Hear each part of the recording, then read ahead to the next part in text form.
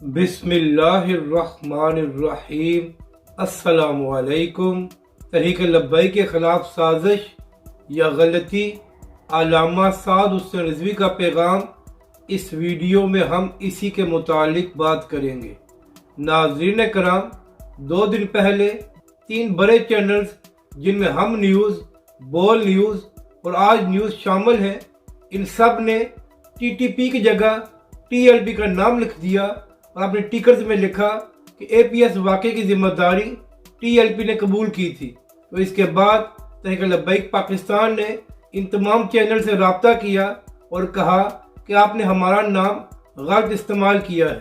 اس کے بعد ان تمام 3 چینلز نے تحریک لبیک پاکستان سے معذرت کی اور کہا کہ یہ سب کچھ ٹائپنگ کی غلطی کی وجہ سے ہوا ہے، اور اگر ہماری وجہ سے کسی کی دل آزاری ہوئی ہے تو ہم معذرت چاہتے ہیں۔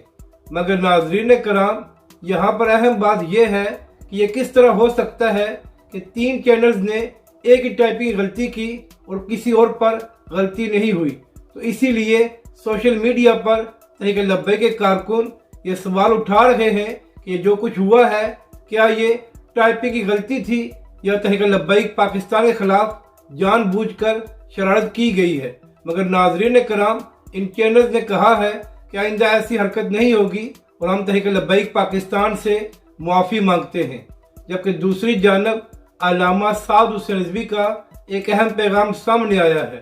ناظرین کرام، آپ جانتے ہیں کہ چاہے ضمنی انتخابات ہوں یا عام انتخابات، ہمیشہ ہی تحریک لبیک پاکستان کے ساتھ دھاندلی کی گئی ہے اور تحریک لبیک کے ووٹوں پر ڈاکہ ڈالا گیا ہے۔